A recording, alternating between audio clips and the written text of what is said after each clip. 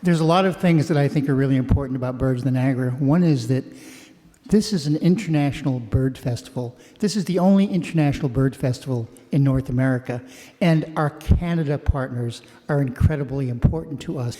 If you don't know about Birds of the Niagara, we are about a couple of different things. Birds on the Niagara is our #1 target, and we have wonderful bird species here. And in the wintertime, we have incredible populations, as you've heard if you've been here today, of birds that come from the Arctic, winter on the Niagara River, and go back to the Arctic and repopulate the Arctic. In the summer, we have migrating warblers and other neotropicals that go to places like Ecuador and Costa Rica, and they come here, they breed. And so birds are fundamental to what we do and what we think about and what we talk about. Conservation is right there, because if we don't conserve our birds and our bird habitats, we impact places like the Amazon and the Arctic. And so if you think about it, people ask, how do you save the Earth? Save the Amazon, it's the lungs of the Earth. Save the Arctic. Save Western New York. Conserve the Niagara River. These are critical habitats, and our Canadian partners are so fundamental. We so often think about our borders as, birds don't cross the borders. Well, yeah, of course they do. So Birds of the Niagara is very proud to be working with Birchfield as the Birchfield Collaborates project. And once again, if you would like to join Birchfield, 10% discount out there. Jay Jean is going to introduce his friend and one of the founders of his organization he's working for, David Agro. So Jay Jean. So hi again. So David Agro, who is our next presenter, I think I mentioned this, but this is the very first person I've ever met who works at Hokotoco. I've been working remotely out of my living room in DC for 2.5 months. And it was only 3 hours ago that I finally met someone in person. So David is one of the founding board members and a current board member of Hokotoco. So David's an award-winning architect and conservationist based in Toronto. And his work's based on long-term interest in environment and ecology and sustainable design. Like I mentioned, he's founding member, past president of the Hokotoco Foundation. He helped found Hoko Tours, which is an associated business that runs 5 eco-lodges down in Ecuador. And, like I said, if you're interested in visiting, Hoko Tours can get you there very easily. That's how I'm arranging my entire trip next week. So at home in Canada, David's efforts in conservation have included supporting the Nature Conservancy of Canada, the Long Point Basin Land Trust in Norfolk County, Ontario, the Oak Ridges Moraine Land Trust, the Rare Charitable Research Reserve in Cambridge, and a recent project to expand the breeding population of Kirtland's Warbler in Ontario, which is the focus of his presentation. So David?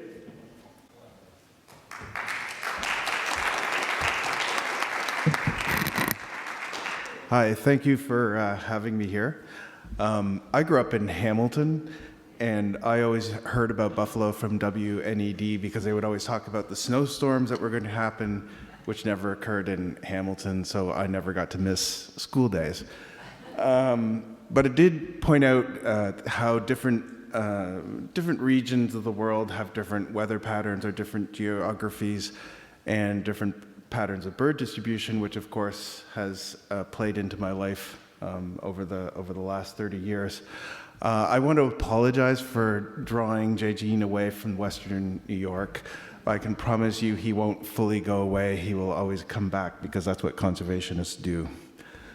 So Jay Jean has given an overview of Hokotoco. I learned a lot about bird conservation and conservation in general doing that work. And I had an opportunity to become involved with the work of some friends of mine trying to restore Kirtland's warbler populations in Ontario. So there's a connection between the projects. And none of these photographs are mine except for the restoration work. These are people who've donated their photos. Anyway, you all know the Kirtland's warbler. The Kirtland's warbler is known as the bird of fire because it nests in areas of formerly in Michigan that have frequent fire, and then they move in about 14 years after the fire has occurred. They nest on the ground, like this, and this is how they manage the habitat in Michigan. They have a very extremely specialized habitat, tends to be on very well-drained soils, generally sandy soils, and they need to have regular fire, which is connected to the type of vegetation that they live in. They breed primarily in Michigan and then head down to the Bahamas in the winter. When I was a boy in the 70s, Kirtland's warblers were extremely rare. There were only a couple of hundred pairs. And with careful management with the U.S. Fish and Wildlife Service, the birds have rebounded quite substantially up into the thousands. This is a current map of the range of Kirtland's warblers through Michigan, Wisconsin, and there also have been occurring in Ontario. The Kirtland's warblers was always thought to have been present in Ontario, but there was never really any proof, and birders being birders were very doubtful about the records. But many of the historic records are starting to get reevaluated. This is a map showing all the records of Kirtland's warblers during the breeding season in the United States and in Canada. And as you can see, they're showing up not just close to Michigan and Ontario, but they're also going over as far as Quebec. In this region, there's a very, the lower Great Lakes has a very diverse soil types left over from the glaciers, and there's a lot of sand plains and glacial gravel alvars. And these red formations and yellow formations are all sand deposits, and then there's some others, the green ones up here. So they're all slightly different soil types. And if you look at one thing Ontario doesn't have, we don't have good maps of the original vegetation, but it's very heterogeneous. There's a lot of diversity in the lower Great Lakes because of the disturbance, historic disturbance from the glaciers. Same thing in Ohio. One of the features of these landscapes is, with the sandy landscapes, is you get a lot of grassland and savannas, and they are one of the easiest to convert to agriculture. And this is a graph from Reed Noss's book on Forgotten Grasslands of the South, and it shows how much grasslands and savannas have been converted to agriculture. It's one of the most impacted landscapes on the planet. In Ontario, after the first wave of deforestation in the mid-1800s, a lot of immigrants came to the country and they went to the sandier areas and tried to farm it. And because the soil was so light, it rapidly degraded and started blowing out. And then in the 30s, with the dry periods, most of the habitat became unusable for agriculture.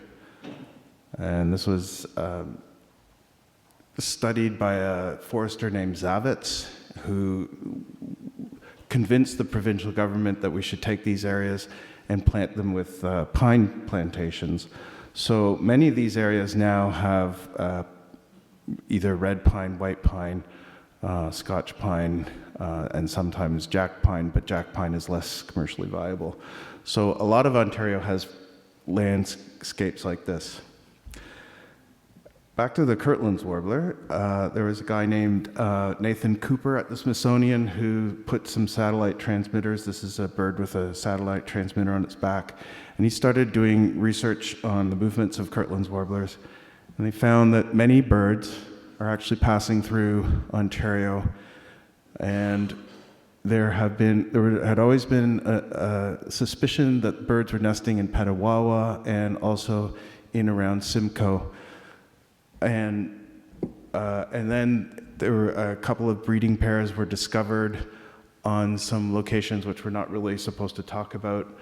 And a friend of mine got involved with the federal government of Canada to try to look at ways of restoring habitat to see if the birds would come back. So they look, these are the major sand formations in southern Ontario. The orange is very good habitat, and then the red is the best habitat. So they were working here in Simcoe County, and there's two parts marked on this map. This is the one I'll talk about in a bit. But they tried a pilot project in the Simcoe with the concept: if you build it, they will come.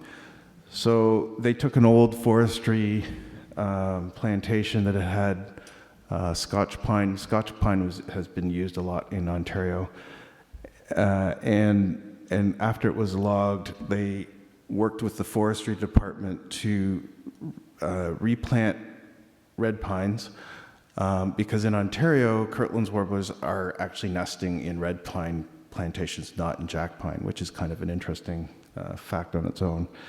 And so they worked to restore this site, and this is what it looks like now. And they planted about 120 different species. There's a lot of understory plants as well as the trees. And in June 2022, they had 3 male Kirtland's warblers move in and start to establish territories. They haven't bred at that site yet, but it does look promising. So out of that work, we established a group, and based on my work with the Hokotoco Foundation, I have connections with the American Bird Conservancy. I have lots of good things to say about the American Bird Conservancy. They helped Hokotoco form, and they also helped us put together a group which includes private businesses, the local land trusts, the Nature Conservancy of Canada, and a local community college called Fleming, to create a group, because no one of these groups could take on a big project like this of buying land, restoring the land, understanding about the biology of the bird, and trying to put all those things together to organize communities to enact this project. So we established a group called the Ontario Kirtland's Warbler Group. We're working very closely with the people in Michigan, thanks to American Bird Conservancy, and we have developed a concept plan to, in some of these areas which are very dry, sandy, plain field sand locations, that's marked with the sort of ochre color under there. All of this sort of stuff is sand, but this is the sand which is most appropriate for Kirtland's warbler. And the green are existing protected areas. They're mainly being managed for forest, originally for pine plantations, but they're slowly being shifted over to oak savanna and more what would have been reflected the original habitats. And this area in here is one of the former large prairie grassland areas that used to occur in Ontario. Ontario the original explorers back in the 1500s and 1600s talked about wide open grasslands, and I think this is a pattern is being shown in many places in North America, where the native populations were burning large areas, so it created open territory. Champlain went through here in the early 1600s, and he talked about very large open grassland areas, and this is one of the remnant ones which the Nature Conservancy is trying to restore. Kirtland's warbler is a little bit different because it needs to have pines and more shrubs, but the soil types are very similar. So what we're trying to do is develop a project that will take the landscape through different successional stages, and by rotationally managing it, we can support a number of different species. So we spent a lot of time trying to figure out a good place because we're just starting small. I think the people who were talking about 30 by 30 earlier were talking about how you deal with small, how you create a large vision when you're doing small projects at a time. So we tried to locate ourselves in a place that's close to existing protected areas where we could get synergies between all the different types of management. So this is the Northumberland forest, this is the Ganaraska forest, Toronto's just down over here. This is right across the lake from you guys. And we picked a site here that looked pretty good. Here's another map of it. So there's existing connectivity, and this is just basically a farmer's field. Oops, went too far ahead. And this is the property that was purchased, which we're now going to start to restore. So I'm borrowing my colleague Ben Walter's slides here. He calls it a habitat recipe. So the first thing we start out with is trees, and the birds need jack pines, red pines, and oaks. It's not just a jack pine warbler, it's actually a jack pine, red pine, and oaks. So they need the oaks there. A lot of our North American animals, birds, insects need the abundance of food that comes from oaks. And the number of stems is a very significant component for the success for Kirtland's warblers. So we're developing a number of different planting regimes to make sure that to test which will actually work the best. And then we have spent a lot of time figuring out the different shrubs, because the shrubs, the females need the shrubs, the males need the pines. The females need the shrubs because that's where they nest and where they collect a lot of the food. And there's a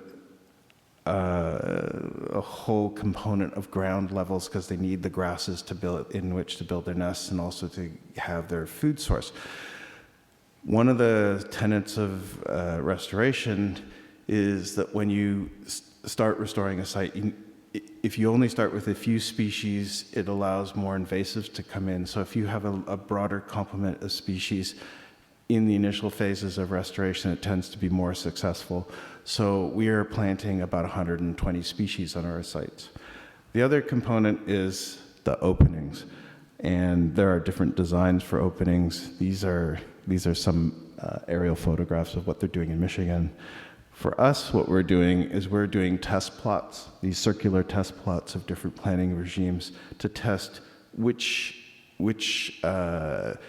component of species density of planting pines creates the best habitat.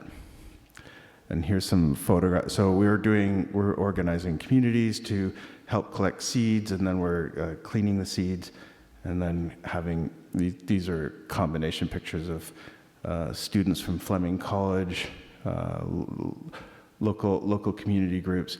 We're trying to teach them how to identify plants, how to collect the seeds, how to clean the seeds, and then also how to manage the land. Because one of the issues related to owning a lot of land is it's also expensive to manage it. So the more we can get communities involved with that, the more successful it'll be. So this is the Packard site after about 10 years of restoration. And these are some of the groups who've helped support this. So in southern Ontario, many of these dry sandy oak savanna habitats also have some of the most important zones for rare species, the larger components of species of risk in our province. And things like whippoorwill, things like mottled dusky wing, and then there are all these other components like grasshopper sparrows, towhees, brown thrashers, who are declining species. So the effort for the Kirtland's warbler will help benefit these. There's also ideas that we can, by doing some of these restorations, we can rehabilitate species such as the Carner blue butterfly, which is currently extirpated in Ontario. There's still remnant populations here in New York and then over in Michigan. One of the questions that we get a lot from funders for these restoration projects is, how do we know it'll work? And having worked with Hokotoka for 25 years, I've seen really directly how quickly habitats can respond. And it's unfortunately, there hasn't been enough documentation about how effective these restoration projects can be. One of the things that Martin and Hokotoco are doing are trying to involve universities and researchers to document how successful they are, and that's starting to bear some fruit. But the key idea about restoration is actually it's pretty old, and your Adirondack State Park is one of the initial restorations, originally set up to provide water for New York City back in the 1850s. But this famous mountain is also old. That was set up in 1860 and was one of the largest restorations on the planet. Over 33,000 hectares was restored because the Emperor of Portugal was convinced that the lack of forest was causing lack of water supplies for the city of Rio de Janeiro. At Hokotoco, now this is all anecdotal, it's not scientifically verified, but these are some rice paddies in our Harupe Reserve, which is part of the dry Tumbasian forest, and the restoration, which was only about 30 species of trees. This is what it looked like in 2015. And then in 2019, when I was last there, that's what it looks like now. And the picture of the crack is there because this is, as I said, it's a dry forest. And when there was no forest on the land, you'd get these huge cracks opening up during the dry season. And that doesn't happen anymore. So there's a key connection between restoration and water, groundwater and surface water. Jay Jean showed you some pictures about Chicana. This is an upper Andean grassland ecosystem. It had been grazed for about 200 years, highly impacted landscape. Grasslands have very diverse flora and fauna. Looks fairly simple. 60% of the plant species are endemic. And just this last November, I was there. This is the change that's happened so far. And what's really cool is there was a professor from the University of San Francisco in Quito who was studying groundwater levels. And as the restoration proceeded, the groundwater has stabilized on the landscape. It's also producing more water for the local communities. Closer to home, this is actually my own farm in Norfolk County, which is just north of Long Point. And from my experience in Ecuador, I wanted to do, my wife got dragged along with me on this project. I wanted to prove that if you took a farm that had nothing on it and you planted it properly, that the stuff would return. And after 17 years, we've planted over 150 species of plants, and for breeding bird monitoring, we started out with 49 species. Last year there was another 2 species, so it's 78. But the really interesting thing is that in total, in 95 acres, the number of pairs per hectare went from 1.93 to over 8.54. What that means in 95 acres is there's 60 pairs of song sparrows.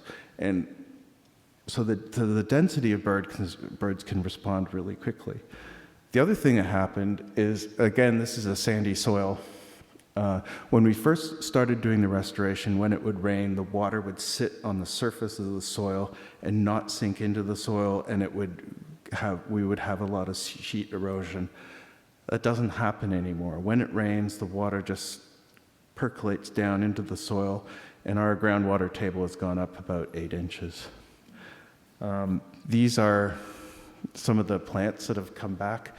Now, these orchids, these Spiranthes orchids came in themselves. This came from a field around the corner, but it's now starting to spread out.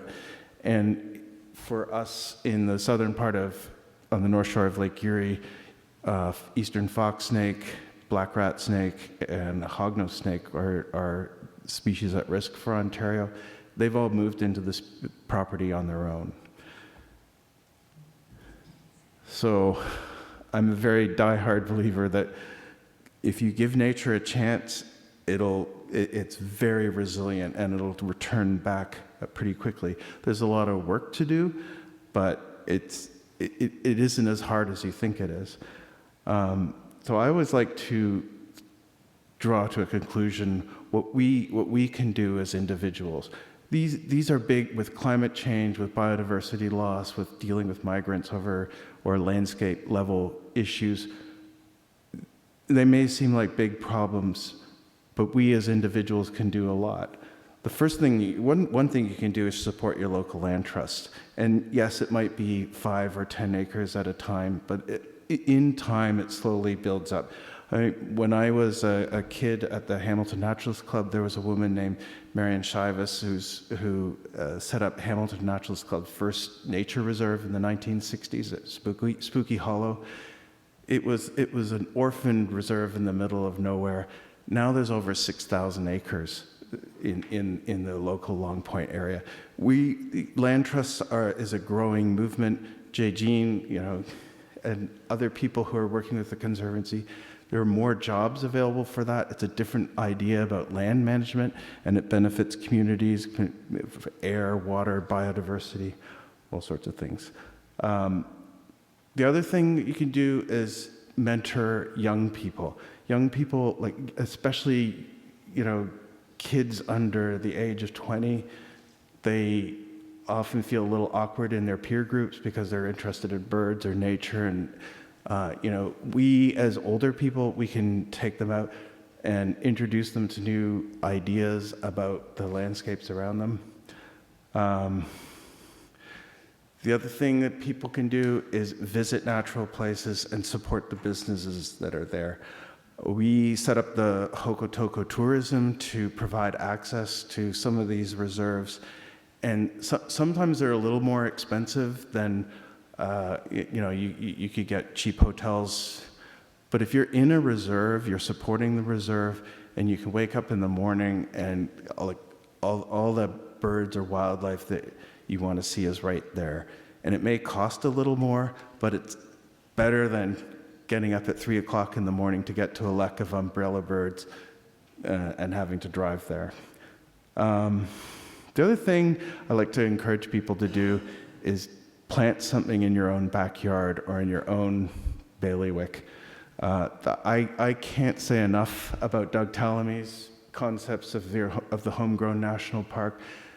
If you plant an oak tree in your lawn, you're going to have a beneficial effect for at least 100 to 200 years for many different species.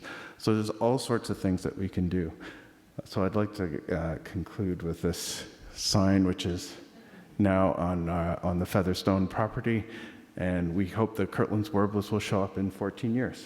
If anyone has any questions,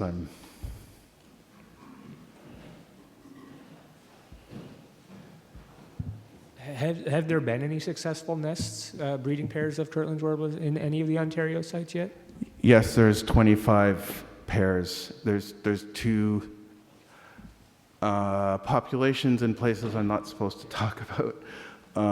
There are singing males which have been discovered in 3 or 4 other places, and now with all of this work, there's more interest from the provincial parks and government to manage some of the lands which is under their control to be more supportive of, shall we call them programmatically marginal species. I mean, they're important to us because we're interested in those sorts of things, but moving governments to start supporting that, it takes private initiative. And I think that's, one of the fascinating things working for Hokotoco is like that American model of self-organization, of just moving forward with things and taking risks has really impacted how the land trust movement has spread in the United States, but also now into Canada. and the model that we're using with Hokotoco, where funding is raised here in the U.S. and then sent to other countries because there's relationships with migratory birds, but also migratory fish in some places. It's people, you know, we as individuals, we may not feel very powerful, but you'd be amazed at how much you can change just by working together at a small scale. I mean, Hokotoco started off very small. I mean, a few business people made some key investments, but now we're big enough that we can hire people like Jay Jean to write grants to larger foundations. So I think this land trust movement is changing things. We had, I could go on a little bit too much, but I think there's a lot more young people who are interested in different ways of managing the land and living on the land, and changing the way we're living in cities. You guys were talking earlier about how the municipalities all have different rules here, and Chicago has dealt with that similar sort of thing. How do you start repairing all the natural areas? They have the Chicago Wilderness has a very broad program to restore 300,000 acres in and around the city of Chicago. And if you can do it in a city like that, you can do that in a city like Toronto. You could do it in a city like San Francisco is doing some similar things, but you could do that here.